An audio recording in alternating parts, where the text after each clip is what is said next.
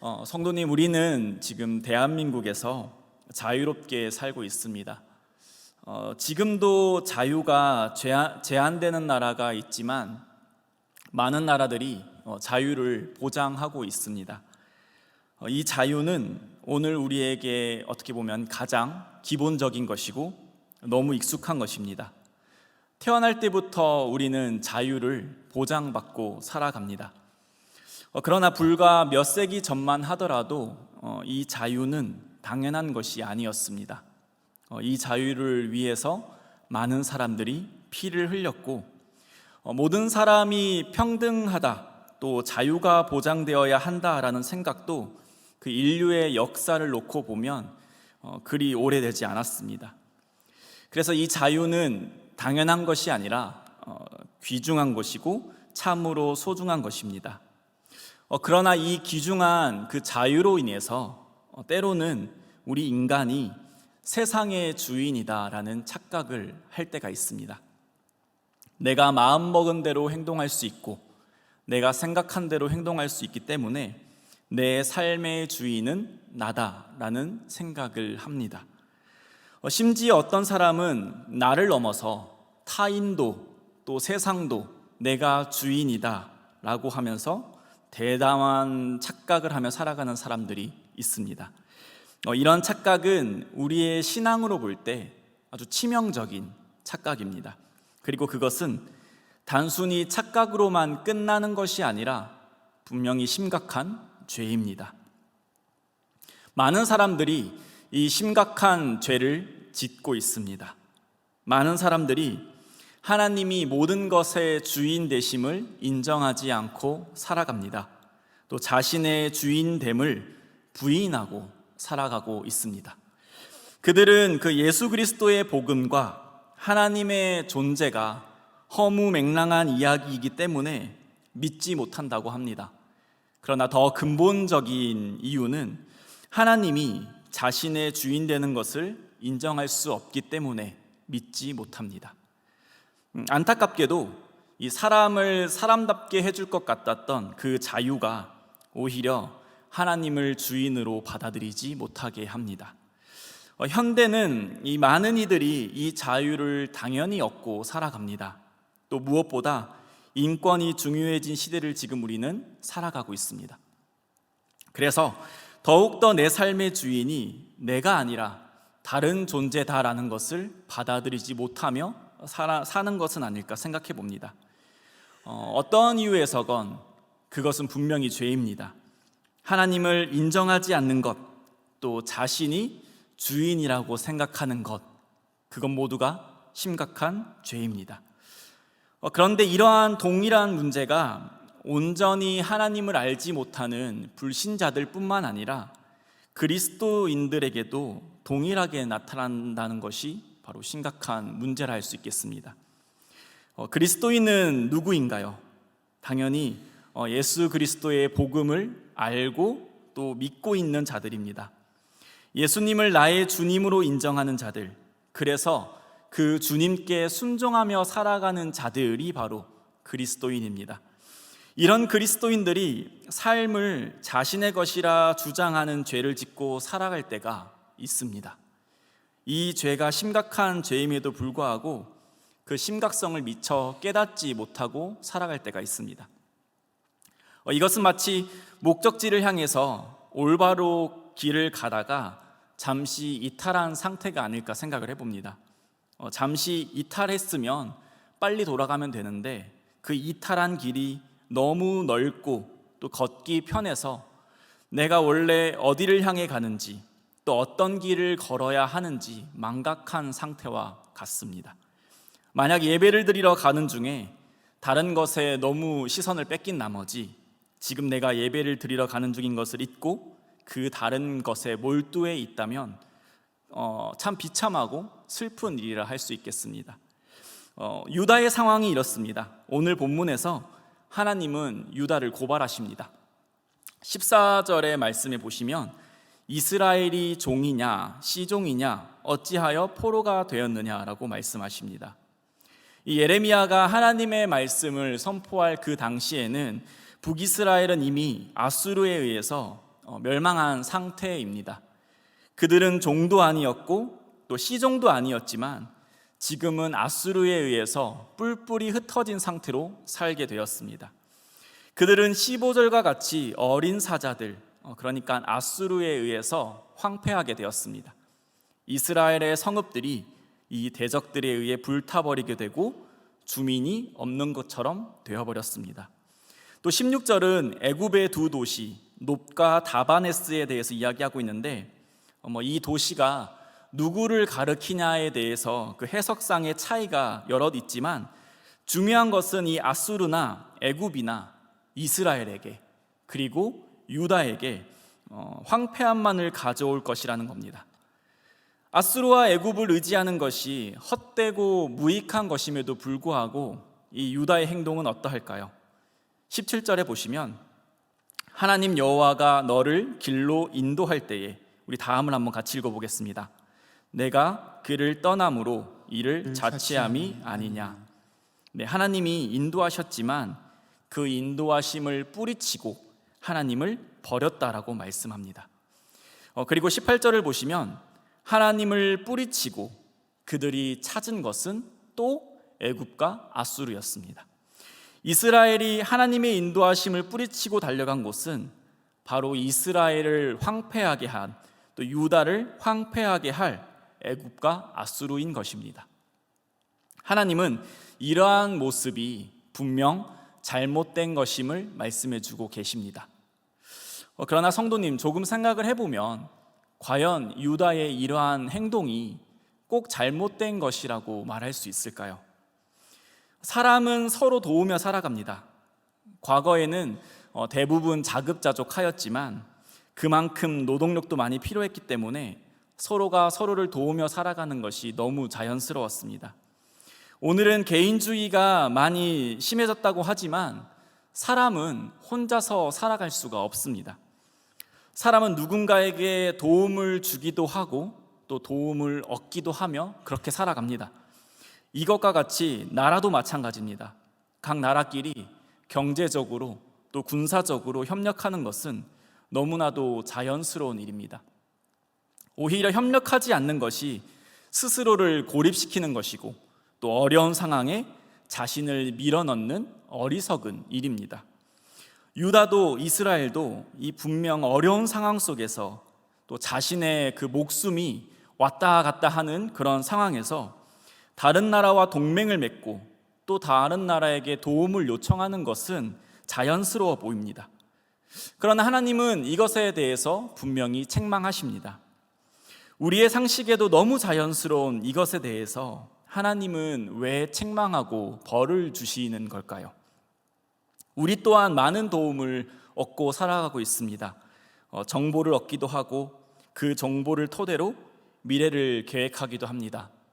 앞으로 경제가 계속해서 좋아지면 참 좋겠는데 뉴스를 보면 연신 앞으로 더 어려워질 거라고 많은 전망들이 나옵니다. 그래서 우리는 어떻게 미래를 살아야 할까, 미래를 계획해야 할까 걱정을 합니다. 유다와 이스라엘이 애굽과 아수르에게 도움을 요청했던 그 행동이 우리가 이 세상에서 살아가기 위해서 전문가의 도움을 얻고 다른 이들의 도움을 요청하는 것과 비슷하다면 우리도 하나님께 책망받을 악한 행동을 하며 살아가는 것은 아닐까 생각해 보면 좋을 것 같습니다. 하나님께서 원하시는 것은 그러면 아무에게도 도움 얻지 않고 그저 하나님의 기적만을 바라며 그렇게 사는 것을 하나님은 과연 원하시는 걸까요? 이 문제는 참으로 어려운 것 같습니다. 맞다 또는 틀리다를 기준으로 명확히 구분할 수 없는 문제인 것 같습니다. 그러나 하나님은 분명 유다가 이 아수르와 애굽을 의지하는 것에 대해서 책망하셨습니다. 그렇다면 우리는 하나님께서 무엇을 책망하시는지 그 기준을 명확히 해야 합니다. 그럴 때 우리는 죄의 정체를 알게 되었으니 그 죄에 대해 경계하며 하나님께서 기뻐하시는 삶을 살아갈 수 있을 것입니다. 예를 들어 보겠습니다. 돈에 대해서 계획을 세웠습니다. 이것은 결코 나쁜 것이 아닙니다. 주어진 것을 잘 사용하기 위해서 계획을 세우고 또 계획대로 실천하는 것은 아주 지혜로운 모습입니다. 그런데 이 돈에 대한 계획과 생각의 비중이 점점 커져만 가는 것입니다. 이 돈을 잘 사용하고 잘 얻기 위해 계속해서 계획하다 보니 나중에는 걱정이 되고 또 염려가 되는 것입니다. 이런 시간들이 지속되다 보니 어느새 그 돈을 위하여 나의 모든 생각과 마음과 힘이 다 사용되고 있는 것을 깨달았습니다. 그래도 멈출 수 없어서 재정 전문가들에게 매달리게 됩니다. 그리고 그 재정 전문가들이 마치 나를 구원해 줄 것처럼 생각을 합니다. 이 돈이 나의 계획대로 흘러가느냐 흘러가지 않느냐에 따라서 내가 구원을 얻느냐 못 얻느냐와 같은 착각에 빠지게 됩니다.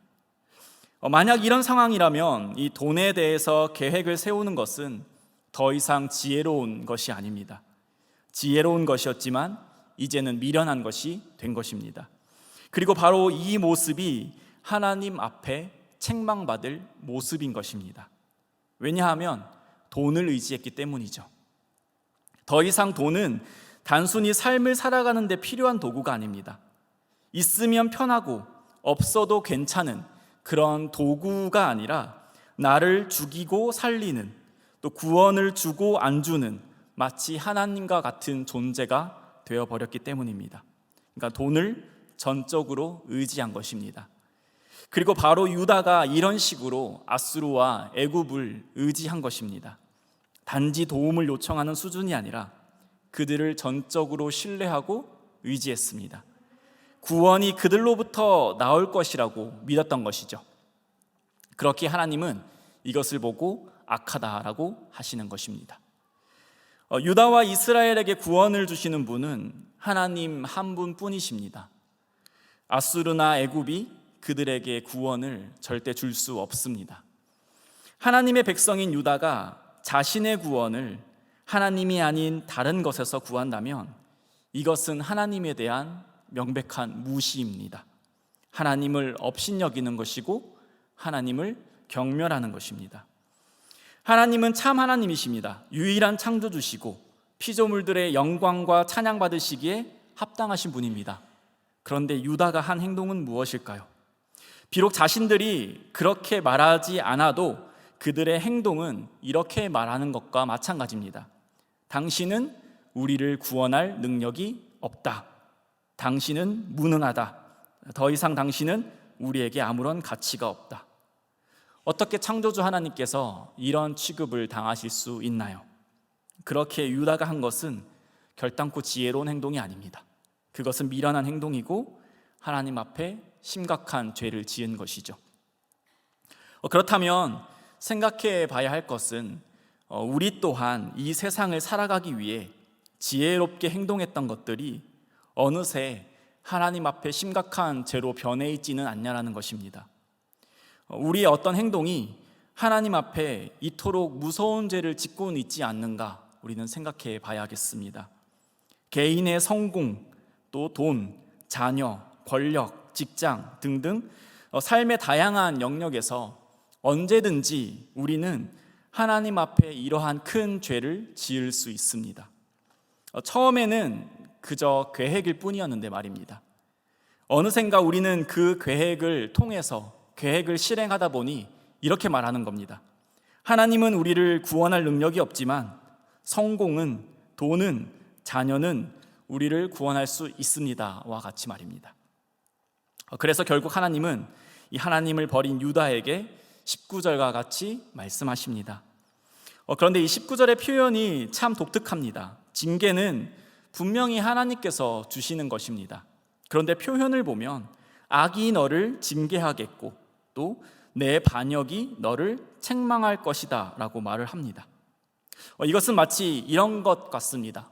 범죄율이 극심한 도시가 있는데 밖에는 중범죄가 아주 비일비재하게 일어납니다. 이제 초등학생 된 아들이 집이 너무 답답하다고 합니다.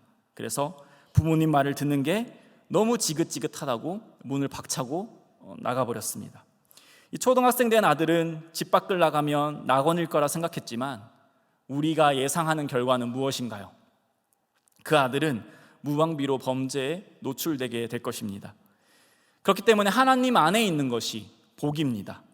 하나님과의 관계가 끊어지지 않는 것이 사람이 복되게 사는 유일한 방법입니다. 그런데 악을 행하는 것, 또 하나님을 의지하고 다른 것을 의지하는 것은 바로 이렇게 하나님의 품을 박차고 나가는 것입니다. 그것이 행복일까요? 당연히 아니죠. 그것은 죽음입니다. 그것이 다른 의지하는 그것이 나를 살려줄 것 같았지만 그러나 반드시 죽는 것입니다. 하나님께서 따로 징계하시지 않고 그냥 내버려 두시는 것이 그것 자체가 큰 벌이고 징계고 죽음입니다. 하나님께서 그 죄를 깨닫게 하시고 또 돌아올 기회를 주시고 강제로 힘쓰시는 것이 은혜고 복인 것이지 내버려 두는 것은 진정 멸망하는 것입니다. 그래서 유다는 분명 하나님 앞에 이런 큰 죄를 지었습니다. 그들에게 더 이상 희망이 없는 것 같습니다. 그들이 믿고 의지했던 모든 것도 결국 헛된 것뿐이었고 유일한 구원자이신 하나님 또한 이 유다를 포기한 것 같으니 말입니다. 그러나 이들에게는 아직 소망이 있습니다. 그것은 무엇인가요? 바로 19절의 말씀입니다. 이 19절의 말씀은 징계의 말씀이기도 하지만 반대로 소망의 말씀이기도 합니다. 왜냐하면 우리가 신앙생활을 하면서 깨닫는 것은 죄를 죄로 안다라는 것이 참 큰 은혜라는 것입니다.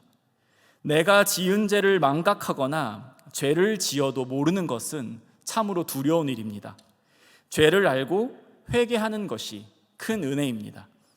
유다가 지은 죄가 죄인지 모른다면 그들은 19절의 말씀을 통해 예레미야가 선포하는 그 말씀을 통해서 그들은 자신들의 심각성을 깨닫게 될 것입니다.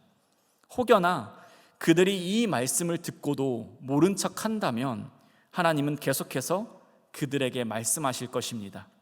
유다, 너가 나를 의지하지 않고 다른 이방 나라를 의지하는 것, 나 하나님을 버린 것, 무시한 것, 그것이 죄다 라고 정확히 말씀하실 것입니다. 그리고 그렇게 말씀해 주시는 것이 바로 심판이기도 하지만 은혜이기도 한 것입니다. 이것이 유다의 유일한 마지막 소망인 것입니다. 유다의 마지막 소망은 역시나 여전히 하나님 한 분밖에는 없습니다. 당장 멸망해도 이상할 것 없는 유다를 하나님은 선하심과 또 사랑과 자비하심으로 이끌어 가십니다. 그를 혹독하게 징계하실지라도 그를 포기치 않고 끝까지 하나님의 그 선하신 계획대로 인도해 나가십니다. 우리는 어떠한가요? 우리가 먼저 하나님을 의지하지 않았습니다. 하나님께서 우리가 하나님을 의지하도록 하셨습니다. 그리스도의 복음을 듣게 하셨고 깨닫게 하셨고 또 믿게 하셨습니다. 그러나 그리스도인이라 하지만 여전히 세상 것들에 유혹당하고 내가 주인 되기 위하여서 발버둥치고 형제를 증오하고 수없이 마음으로 살인을 저지르며 하나님을 무시하고 업신여기는 흉악한 죄를 짓는 것이 또한 우리들입니다. 그럴 때라도 우리가 올바른 길에서 이탈할 때 또 깨닫게 하시고 또 깨닫게 하셔서 올바른 길로 걸어가게 하십니다. 우리가 하나님을 의지하고 있지 않을 때조차도 헛된 것들에 눈 돌려서 그것을 위해 살아갈 때조차도 하나님은 은혜로 우리가 의지해야 할 한 분이 오직 한 분 하나님이심을 말씀해 주십니다. 그러므로 사랑하는 성도님, 이제 우리 또한 하나님의 은혜에 힘입어서 온 힘을 다하여 하나님을 의지하며 살아가는 모두가 되기를 소망합니다. 우리는 하나님이 인격적이시다라고 알고 또 믿습니다. 그것은 곧 우리가 하나님 앞에 순종할 때에 하나님이 기뻐하신다라는 것입니다. 저는 큰 오해를 했었습니다. 새생명 축제 때 목사님께서 준비하신 그 영상을 보면서 새삼 놀랍게 다가왔던 것이 예수님께서 웃으실 줄 안다는 것이었습니다. 예수님이 환하게 웃으시는 그 장면이 저에게는 조금 충격이었습니다. 왜냐하면 저의 육의 눈으로 보이지 않고 또 육의 귀로 들리지 않다 보니 예수님을 그저 추상적으로만 생각하는 제 자신을 발견하게 되었습니다. 그러다 보니까 예수님께서 실제 환하게 웃으시는 그 장면이 저에겐 되게 낯설게 느껴졌습니다. 그래서 오히려 설레는 제 자신을 발견했습니다. 나의 순종으로, 내가 온전히 하나님 한 분만을 의지함으로 예수님이 이렇게 환하게 웃으신다면 그것은 곧 나의 기쁨이기도 하겠다.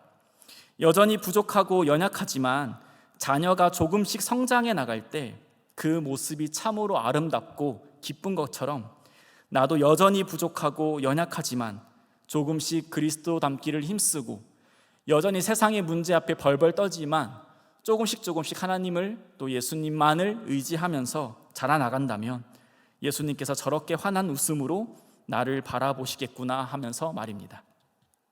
그렇기에 그리스도인인 우리는 세상의 주인이 하나님이시며 나의 주인 또한 하나님이심을 분명히 알고 또 분명히 그렇게 행하고 살아야 하겠습니다. 또한 그 하나님을 우리가 의지할 수 있는 것이 큰 은혜임을 깨닫기를 소망합니다. 우리에게 예수 그리스도를 믿게 하셔서 하나님을 아버지라 부르며 그 전능하신 하나님을 의지하는 것이 은혜입니다. 또한 마지막으로 이 좋은 것을 허락하신 하나님께 우리 또한 전심을 다하여 또 의지하며 살아가기를 소망합니다. 그것이 가장 복된 길이며 내가 사랑하는 하나님이 기뻐하시는 것이 우리의 기쁨임을 만끽하면서 살아가시는 우리 성도님 되시기를 또 제가 되기를 소망합니다. 우리 시간 잠깐 찬양 드리도록 하겠습니다. 우리 함께 고백할 곡은 주만 의지해라는 곡인데요, 이 가사를 조금씩 생각해 보면서 우리가 주만 의지하겠다는 아름다운 고백을 이 시간 하나님께 올려드리도록 하겠습니다. 우리 함께 고백드리겠습니다. 의지했던 모든 것, 의지했던 모든 것 변해가고 억울한 마음은 거져가네. 부끄럼 없이 살고 싶은 마음 주님 하시네. 모든 일을 선으로 이겨내고 죄의 유혹을 따르지 않네. 나를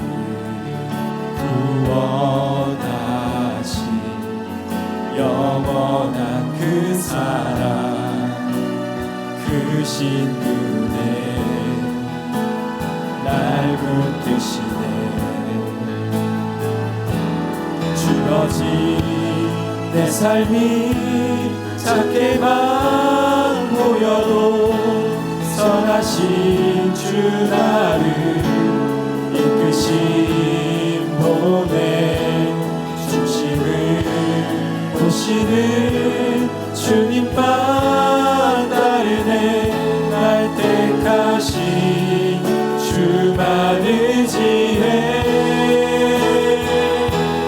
보이는 상황에 무너질지라도 예수 능력이 나를 붙드네. 보이지 않아도 주님만 따르네. 내 평생 주님을 노래하리. 한 번 더 처음부터 고백드리겠습니다. 의지했던 모든 것, 의지했던 모든 것 변해가고 억울한 마음은 거져가네. 부끄럼 없이 살고 싶은 마음 주님 하시네.